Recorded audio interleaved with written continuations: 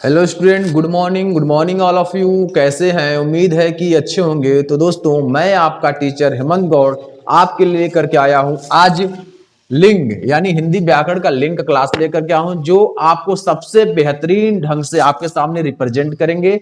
अगर आपको किसी प्रकार की समस्या होती तो आप जरूर कमेंट बॉक्स में लिखें, उससे संबंधित आपका डाउट क्लियर किया जाएगा। ठीक है दोस्तों, क्योंकि मैं आपको जो भी पॉइंट समझाता हूं वो आपको 100% प्योरिटी के साथ समझाता हूं, ताकि वह आपका डाउट ना रह जाए। डाउट आपका क्लास में ही क्लियर कर देता हूं। ठीक है, अगर कोई भी पॉइंट आपको समझ में ना आए तो जरूर कमेंट करें, ताकि उसको हम समझा सकें आपको। ठीक है दोस्तों, तो दोस्तों आज के इस क्लास में मैं आपको हिंदी व्याकरण यानी अभी तक हमने संज्ञा का क्लास अटेंड किया, यानी क्लास जो है संज्ञा का पढ़ाया। संज्ञा का जो भी आपका टॉपिक था वो क्लियर हो गया। अब संज्ञा के बाद आता है आपका लिंग, और लिंग को आज हम निर्धारित करेंगे कि क्या क्या इसमें पढ़ना है। तो लिंग में जो जो पढ़ना है वो मैं आपको बताने जा रहा हूं, और इसमें कौन कौन से ऐसे प्रश्न हैं जो बनते हैं उसके बारे में भी बात करेंगे। ठीक है दोस्तों, तो दोस्तों अगर आप हमारे चैनल पर नए हैं तो चैनल को सब्सक्राइब करें, लाइक करें, शेयर करें और बेल आइकन दबाकर ऑल नोटिफिकेशन कर ले, ताकि सभी वीडियो का अपडेट आपको सबसे पहले मिले। ठीक है, तो चलिए क्लास में आगे हम देखते हैं। क्लास स्टार्ट करने से पहले दोस्तों मैं आपसे कहना चाहूंगा कि आप हमारे डिस्क्रिप्शन बॉक्स में जाकर के अलग अलग कोर्स का प्लेलिस्ट पड़ा हुआ है, आप वहां से प्लेलिस्ट भी ज्वाइन कर सकते हैं अपने इच्छा के अनुसार। ठीक है, और उस कोर्स में एनरोल होकर के कंप्लीट नोट्स बना सकते हैं। तो दोस्तों जब भी हम क्लास लें तो आप अपने हमारे क्लास शुरू होने से पहले आप एक कॉपी और एक पेन जरूर लेकर बैठे, ताकि उस जो भी पॉइंट हम बोलते हैं उसको नोट डाउन करते जाएं। और नोट आप अपने अनुसार बनाइएगा, हम अपने अनुसार पढ़ाते हैं, सबका अलग अलग तरीका होता है। इसलिए आप ऐसा नोट बनाइएगा कि आप एग्जाम में जब बैठे उससे पहले रिवाइज करने में आपको आसानी हो। ठीक है, इस प्रकार आपको नोट बनाना है। तो आप जब भी क्लास अटेंड करें तो नोट्स जरूर बनाएं, और पिछली क्लास को देख करके ही अगली क्लास को ज्वाइन करें। अब जैसे मान लीजिए आप पिछली क्लास देखे रहेंगे, संज्ञा आपको क्लियर रहेगा, तभी आप लिंग पढ़ेंगे। लिंग मतलब जेंडर, इंग्लिश में इसको जेंडर कहते हैं। तो आपको पिछला क्लास जरूर देखना है, और सभी फैकल्टी मेंबर आपको जुड़ करके फ्री ऑफ कास्ट क्लासेस दे रहे हैं, किसी का चार्ज नहीं ले रहे हैं। तो आपको क्या करना है, बस हमारे चैनल को लिंक को जितना हो सके उतना शेयर कीजिए, और अगर नए हैं तो चैनल को सब्सक्राइब जरूर कर दीजिए, और वीडियो अच्छा लगे तो लाइक जरूर करिए। ठीक है, तो चलिए हम क्लास स्टार्ट करते हैं, और स्टार्ट करते हैं कुछ चंद पंक्तियों के द्वारा जो हमारे अंदर ऊर्जा का विस्तारण करिए, ऊर्जा हमारे अंदर भरे। ठीक है, तो मंजिल उन्हीं को मिलती है, मंजिल उन्हीं को मिलती है जिनके सपनों में जान होती है। मंजिल उन्हीं को मिलती है जिनके सपनों में जान होती है।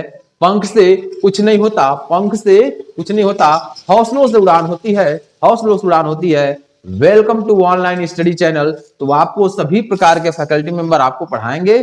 चलिए क्लास हम स्टार्ट करते हैं, और इस क्लास में हम लोग पढ़ेंगे हिंदी व्याकरण। क्या पढ़ेंगे? हिंदी व्याकरण का लिंग, यानी हिंदी व्याकरण का लिंग हम लोग पढ़ेंगे। लिंग मतलब होता है जेंडर। इन जेंडर के बारे में पढ़ेंगे, जेंडर में क्या क्या आते हैं, इसकी डिफिनेशन क्या होती है, इसकी परिभाषा क्या होती है, इसकी पहचान कैसे होती है, ये सारे चीज को हमें पढ़ना है। तो सबसे पहले हम लोग पढ़ेंगे क्या लिंग क्या दिया है। लिंग का शाब्दिक अर्थ क्या होता है? चिन्ह। लिंग का शाब्दिक अर्थ क्या होता है दोस्तों? चिन्ह होता है। इस बात का ध्यान रखिएगा, लिंग का शाब्दिक अर्थ जो होता है वह चिन्ह होता है। शब्द के जिस रूप से यह जाना जाए कि वर्णित व्यक्ति, क्या वर्णित, जिसके बारे में वर्णन किया जा रहा है वह व्यक्ति या तो पुरुष जाति का है या तो स्त्री जाति का है, उसे ही क्या कहते हैं? लिंग कहते हैं। यानी इसको साधारण भाषा में कहा जाए तो किसी व्यक्ति वस्तु, यानी लिंग क्या होता है? जिससे किसी व्यक्ति वस्तु के जाति का बोध हो, उससे लिंग कहते हैं। स्त्री अथवा पुरुष जाति का बोध कराने वाले शब्द को लिंग कहते हैं। अब छोटा सा एक हम आपको परिभाषा बताते हैं। स्त्री अथवा पुरुष जाति का बोध कराने वाले शब्द को लिंग कहते हैं। एक छोटे से साधारण से परिभाषा के अनुसार हम लोग समझेंगे, स्त्री अथवा पुरुष जाति का बोध कराने वाले शब्द को हम लिंग कहते हैं। ठीक है ना? तो अलग अलग डिफिनेशन अलग अलग चैनल वाले देते हैं, तो वैसे ही मैं भी अपना एक डिफिनेशन बनाया जिसको आपके समक्ष मैंने प्रस्तुत किया, और आगे अब हम देखेंगे। एक शब्द में सुन लीजिए, स्त्री अथवा पुरुष जाति का बोध कराने वाले शब्द को लिंग कहते हैं। ठीक है ना? चलिए यहां थोड़ा सा बदल दिया, ट्रेड थोड़ा सा क्या कर दिया, बदल दिया। उस ट्रेड के अनुसार हम लोग आगे देखेंगे। दिया है शब्द के जिस रूप से यह जाना जाए, शब्द के जिस रूप से यह जाना जाए कि वर्णित व्यक्ति या तो वस्तु पुरुष है, यानी वर्णित व्यक्ति या वस्तु क्या है, या तो पुरुष है या तो स्त्री जाति का है, उससे ही लिंग कहते हैं। यह भी आसान है। जिसके बारे में वर्णन किया जाएगा वह या तो पुरुष होगा या तो स्त्री होगा। अगर वही पुरुष होता है या स्त्री होता है तो उससे हम क्या कहते हैं, लिंग कहते हैं। जब पुरुष और स्त्री जाति का कोई भी स्टेटमेंट आएगा तो वहां लिंग का ही निर्धारण होगा, जिसे कहते हैं जेंडर। क्या कहते हैं दोस्तों, जेंडर कहते हैं। जेंडर के बारे में हमने बताया आपको। तो इंग्लिश और हिंदी में जब हम पढ़ेंगे तो इसका अलग, इंग्लिश में 4 प्रकार के होते हैं, हिंदी में 2 प्रकार के होते हैं। चलिए अगला पॉइंट हम लोग पढ़ेंगे, लिंग के द्वारा संज्ञा सर्वनाम विशेषण आदि शब्दों की जाति का बोध होता है। यानी लिंग के द्वारा संज्ञा सर्वनाम विशेषण आदि शब्दों की जाति का बोध होता है। किसके द्वारा, लिंग के द्वारा ही संज्ञा सर्वनाम विशेषण आदि शब्दों का बोध होता है। अब बात किया जाए तो लिंग के बारे में, तो आप लिंग के बारे में बता सकते हैं कौन कौन स्त्रीलिंग होते हैं, कौन कौन पुल्लिंग होते हैं। अब मान लीजिए दिया है शेर और कह दिया आप पहचान करिए कि स्त्रीलिंग है या पुल्लिंग है। कैसे पहचान करेंगे, शेर का स्त्रीलिंग क्या होता है, शेरनी। तो शेरनी जो हो जाएगा वो आपका स्त्रीलिंग हो जाएगा और शेर जो है आपका पुल्लिंग हो जाएगा। वैसे ही कहा गाय क्या है आपका, गाय आपका स्त्रीलिंग है, तो गाय का पुल्लिंग पूछ दिया तो बैल आपका पुल्लिंग हो जाएगा। वहीं पूछ दिया कि पुरुष का स्त्रीलिंग क्या होगा, तो स्त्री ही होता है, पुरुष का स्त्री होगा। महिला का स्त्री होगा और महिला के बाद अगर पुरुष का वर्णन आता है तो वो भी क्या हो जाएगा, पुल्लिंग हो जाएगा। ठीक है ना। चलिए अब हम लोग आगे पढ़ेंगे हिंदी में लिंग के प्रकार। हिंदी में लिंग कितने प्रकार के होते हैं, हिंदी में लिंग कितने प्रकार के होते हैं, तो हिंदी में लिंग 2 प्रकार के होते हैं दोस्तों। हिंदी में लिंग कितने प्रकार के होते हैं, 2 प्रकार के होते हैं। फर्स्ट ऑफ ऑल पुल्लिंग और सेकेंड नंबर क्या है आपका, स्त्रीलिंग। यानी पहला है आपका पुल्लिंग और दूसरा है स्त्रीलिंग। तो पुल्लिंग क्या होता है, स्त्रीलिंग क्या होता है, इसके बारे में भी आपको विस्तार पूर्वक हम बताएंगे आगे। ठीक है। तो सबसे पहले हम लोग देखते हैं हिंदी में लिंग 2 प्रकार के होते हैं, पुल्लिंग और स्त्रीलिंग। पुल्लिंग का संधि विच्छेद अगर करते हैं, किसका, पुल्लिंग का जब हम संधि विच्छेद करते हैं पुम धन लिंग होता है। क्या होता है, पुम धन लिंग होता है, म पर हलंत। लेकिन जब इसको हम लिखते हैं पुल्लिंग तो म का अनुस्वार हो जाता है, जो म होता है वो अनुस्वार हो जाता है और इस पर बिंदी लग जाता है। समझ में, पुंलिंग होता है, इस पर बिंदी लग जाता है, इसलिए पुल्लिंग, म का अनुस्वार है। ठीक है। और स्त्रीलिंग होता है। तो 2 प्रकार के लिंग होते हैं, स्त्रीलिंग और पुल्लिंग। एक बार आप स्क्रीनशॉट लेना चाहते हैं तो स्क्रीनशॉट ले लीजिए, फिर मैं आपको आगे बताता हूं। ठीक है। पुल्लिंग और स्त्रीलिंग, इसको हम हिंदी में, इंग्लिश में क्या कहते हैं, आप फटाफट बताइए। इसको हम हिंदी में क्या कहते हैं, पुल्लिंग को क्या कहते हैं और स्त्रीलिंग को क्या कहते हैं। पुल्लिंग को क्या कहते हैं और स्त्रीलिंग को क्या कहते हैं। तो पुल्लिंग को दोस्तों हम लोग क्या कहते हैं, पुल्लिंग को हम मस्कुलाइन जेंडर बोलते हैं, स्त्रीलिंग को फेमिनाइन जेंडर बोलते हैं। पुल्लिंग को मस्कुलाइन जेंडर और स्त्रीलिंग को फेमिनाइन जेंडर बोलते हैं। तो ये आप जेंडर क्लियर कर लिए होंगे, जेंडर के टाइप क्लियर कर लिए होंगे और जेंडर क्या होते हैं इसे क्लियर कर लिए होंगे। चलिए अगला पॉइंट हम पढ़ेंगे पुल्लिंग की परिभाषा। पुल्लिंग की परिभाषा के बारे में हम लोग पढ़ेंगे, पुल्लिंग की परिभाषा क्या है।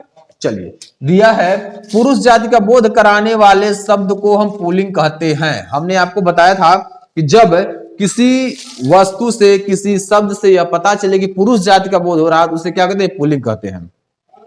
पुरुष जाति का बोध कराने वाले शब्द को हम क्या कहते हैं, पुल्लिंग कहते हैं। किसका, पुरुष जाति का बोध कराने वाले शब्द को पुल्लिंग कहते हैं। जैसे लड़का, बैल, कुत्ता, बंदर, शेर, मोर, राम, सूर्य, क्रोध आदि, ये सब क्या है, ये सब पुल्लिंग है। तो पुल्लिंग की परिभाषा आपको क्लियर हो गया, पुल्लिंग की परिभाषा क्लियर हो गया। पुरुष जाति का यानी मेल, पुरुष जाति का बोध कराने वाले शब्द को पुल्लिंग कहते हैं। बहुत आसान शब्दों हमने आपको समझाया, क्योंकि अगर आप समझेंगे नहीं तो फिर हमारा पढ़ाना व्यर्थ है। जितना आप समझेंगे, जितना आसान शब्दों में आपको समझा रहे हैं, उतने आसान शब्दों में आप समझिए और नोट्स बनाइए ताकि आपके लिए परफेक्ट हो। और हमारे वीडियो को लाइक फटाफट करिए, वीडियो को फटाफट लाइक करिए और चैनल के लिंक को शेयर कर दीजिए ताकि और भी लोग आ सके। और जब अधिक से अधिक लोग रहेंगे तो उसमें पढ़ाने का आनंद ही कुछ और है। ठीक है।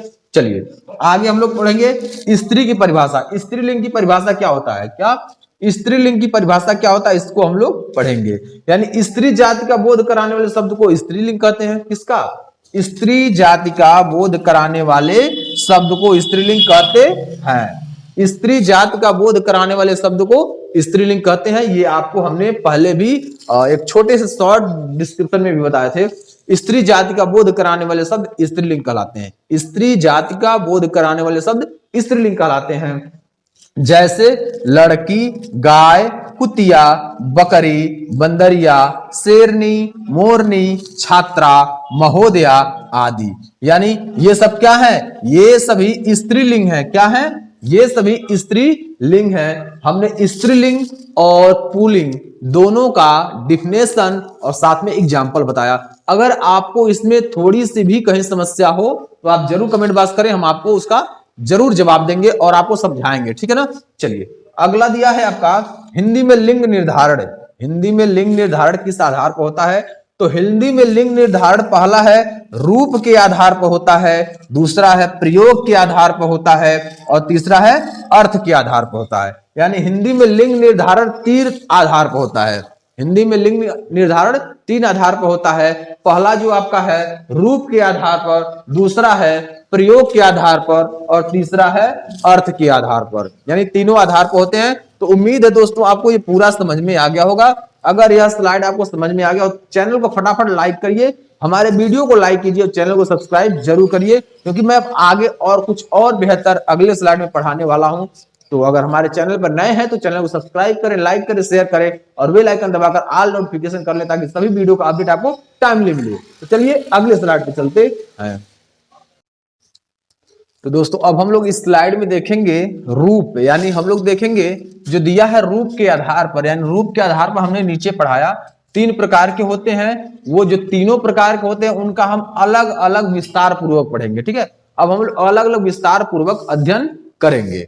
तो दिया है रूप के आधार पर लिंग निर्धारण का तात्पर्य है शब्द की व्याकरणिक बनावट। यानी जो रूप के आधार पर लिंग का निर्धारण होता है वह शब्द की व्याकरणिक बनावट के आधार पर होता है। यानी जो शब्द की व्याकरणिक बनावट है, यह शब्द की रचना में किन प्रत्ययों का प्रयोग हुआ है यह भी हमें ज्ञात करना होता है।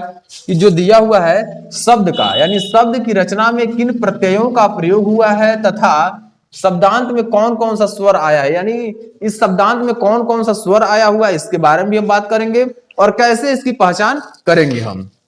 तो यहां देखिए दिया हुआ है शब्दांत में कौन सा स्वर है, इससे आधार बनाकर शब्द के लिंग का निर्धारण करते हैं। शब्दांत में कौन सा स्वर आया हुआ है, इस स्वर के आधार को हम आधार बनाते हैं। स्वर का जो आधार होता है उसी को आधार मान करके हम उसके लिंग का निर्धारण करते हैं। क्या करते हैं हम लोग? उसके लिंग का निर्धारण करते हैं। तो दिया है आप देखेंगे सबसे पहला हम लोग पढ़ेंगे पुल्लिंग शब्द। क्या?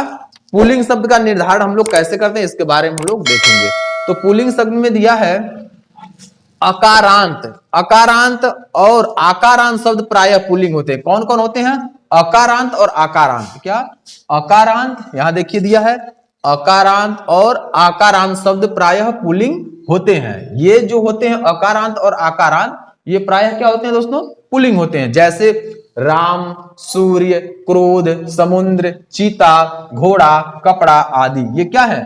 प्रायः अकारांत और आकारांत हैं। ये स्वयं को पुल्लिंग है। ठीक है ना। ये सभी शब्द क्या है? ये पुल्लिंग है। ठीक है ना। समझ में आ गया होगा। अगर नहीं समझ में आए तो कमेंट बॉक्स में आप लिख सकते हैं, मैं उसका जवाब आपको दे दूंगा। दूसरा नंबर है वे भाववाचक संज्ञाएं जिनके अंत में, अब देखिए भाववाचक क्या होता है? जो मन में भाव आपके उत्पन्न हो, मन में भाव उत्पन्न हुआ, बचपन, बुढ़ापा, जवानी, है ना, उसके बाद दुख, सुख, हंसी, खुशी, ये सारा क्या है? मन में भाव उत्पन्न होता है। तो वे भाववाचक संज्ञाएं, क्या? वे भाववाचक संज्ञाएं जिनके अंत में त्व लगा हो, य लगा हो, व लगा हो, वह वे प्रायः पुल्लिंग होते हैं। जिन शब्द के अंत में त्व लगा हो, य लगा हो और व लगा हो, वे शब्द पुनः क्या होते हैं? वो पुल्लिंग होते हैं। ठीक है। अब देखिए इसमें हम जैसे एग्जाम्पल लेते हैं त्व से, त्व से आपका क्या बन जाएगा? गुरुत्व बन गया। यह आपका क्या है? यह आपका पुल्लिंग है। उसके बाद आप ले लीजिए य ले लीजिए, य से आपका शौर्य बन गया। शौर्य आपका क्या है? ये देखिए शब्द के, यानी जो शब्द आपका है उसके अंत में जुड़ रहे हैं। ठीक है। और जब उसके अंत में जुड़ रहे हैं तो उसमें क्या रहा है? विशेषता ला रहे हैं। और जब विशेषता तो भाववाचक विशेषता ला रहे हैं, तो ये आपके क्या हो गए? भाववाचक से बन रहे हैं ये पुल्लिंग। अब देखिए गौरव में व जुड़ गया, गुरुत्व में त्व जुड़ गया, शौर्य में य जुड़ गया, ये सभी क्या है? आपके पुल्लिंग है। दूसरा अगला हम तीसरा पॉइंट देखेंगे। तीसरा पॉइंट दिया हुआ है, तीसरा पॉइंट दोस्तों दिया हुआ है, जिन शब्दों के अंत में पा, पन, आव, आवा, खाना जुड़े होते हैं, इसको बोलते हैं दोस्तों जो शब्द के अंत में जुड़ते हैं, शब्द के अंत में जुड़ते हैं, अंत में, उससे हम कहते हैं क्या, प्रत्यय कहते हैं। क्या कहते हैं, प्रत्यय कहते हैं, ठीक है ना। जो शब्द के अंत में जुड़ते हैं उसे प्रत्यय कहते हैं। तो अब ये जो प्रत्यय हैं उन्हीं की बात यहां किया जा रहा है कि जो शब्द के अंत में पा जुड़ा हो, पन जुड़ा हो, आव जुड़ा हो, आवा जुड़ा हो, खाना जुड़ा हो, वे प्रायः सभी शब्द क्या होते हैं, पुल्लिंग होते हैं। क्या होते हैं, पुल्लिंग होते हैं। जैसे बुढ़ापा हो गया, मोटापा हो गया, बचपन हो गया, घुमाव हो गया, भुलावा हो गया, पागल खाना हो गया।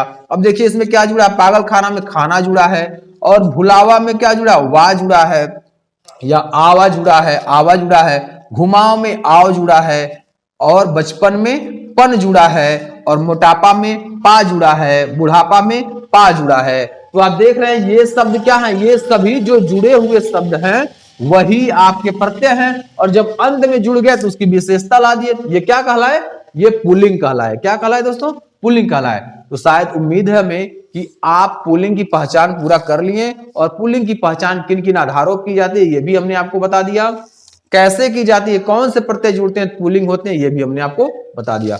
अगर आपको किसी प्रकार की समस्या हो तो कमेंट जरूर करें, ठीक है दोस्तों। अगला जब हम पॉइंट पढ़ेंगे उस पॉइंट में हम लोगों को पढ़ना होगा इसके स्त्रीलिंग के, यानी स्त्रीलिंग के कौन कौन से पहचान होते हैं, इसे हम कैसे पहचान करेंगे, क्योंकि यह 10वीं में भी है, 11वीं में भी है, 12वीं में भी है, ऐसे सभी क्लासों में दिया हुआ है, इसलिए हम आपको पढ़ा दे रहे हैं, क्योंकि यह आपके एग्जाम के पॉइंट ऑफ व्यू से मोस्ट इंपॉर्टेंट है, ठीक है ना। तो चलिए आगे हम देखते हैं। तो हम लोगों ने आज पुल्लिंग के बारे में पूरा परिभाषा के साथ, परिभाषा हम लोगों ने क्या क्या सुना, परिभाषा, उसके भेद, उसके लिंग निर्धारण, और लिंग निर्धारण के बाद उससे हम कैसे पहचान करते हैं, लिंग का पहचान, ये सारा चीज हम लोगों ने आज पढ़ा।